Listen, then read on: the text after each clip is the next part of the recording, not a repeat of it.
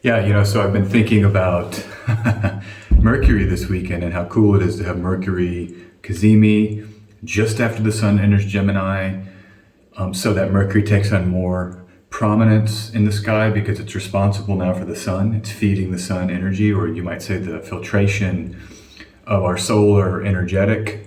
That's a mercurial filtration. So that begins at the same time that Mercury gets this powerful kind of meeting and burning off and purification from the sun. And so they're working together. The sun and Mercury come together. They need each other right here this weekend. And it's going to be a wonderful transit, I think. Enjoy this transit.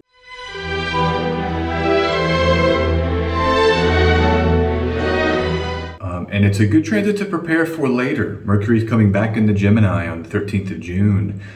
And we'll get to kind of do some of the things that happened over the last little period during eclipse season. You're going to get to redo that with Mercury now coming back over those same degrees. Powerful, faster moving, and I think giving us a great opportunity to enjoy June. June's going to be a dope, potent month after everything we've been through.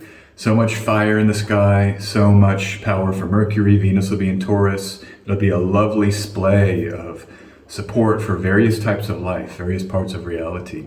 And really, that's part of eclipse season recovery. We recover from the shocks, the jolts to the system that eclipse season can bring, the fated beginnings and endings, my favorite phrase, the accelerated fatedness of the eclipse cycle. We get to recover from that here, not only generally every eclipse season, but here specifically with these lovely transits that are coming up in June. There's a week in June, Mars in Aries, Venus in Taurus, Mercury in Gemini, all while Jupiter is in Aries with nitriplicity rulership, Saturn still in Aquarius, domicile rulership. That's 5 major planets, very strong. And then the sun and moon doing their thing. This is the time, it's now. And we're dealing with the 2022, which is a shock to the collective system. We're coming out of the difficulties of the early part of the decade.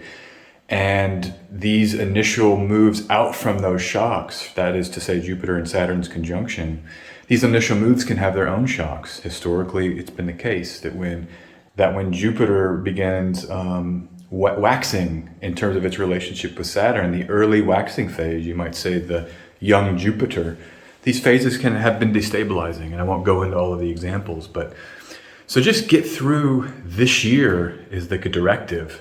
But this month is the opportunity. So I really want you to take advantage of it if you can and lean into whatever. Look at 5 dignified planets. That's a lot of houses in your natal chart. They all have support in the transiting sky from rulers having dignity. So you can kind of pick your, that's, 5 planets, all of those rule 2 houses. So you're looking at 10 of our houses will have a strong ruler, strong transiting ruler. And that's a lot of rising signs. Every rising sign will have some supported houses here in June. Get busy, get active, accomplish your goals and dreams, and move into reality with power and force. That's my big message, and that's the message of this video.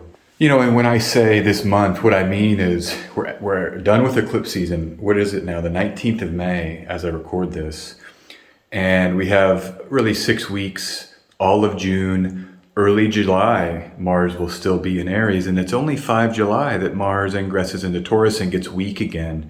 And then we start setting up for this between eclipse season T-square moment during Leo season, where you'll have the sun in Leo, Saturn in Aquarius, the transiting nodes in Taurus, Scorpio, and there's this grand cross that happens in late July, early August, which to me is the next moment of sort of great astrological destabilization or dynamic activation that may be somewhat of a challenge.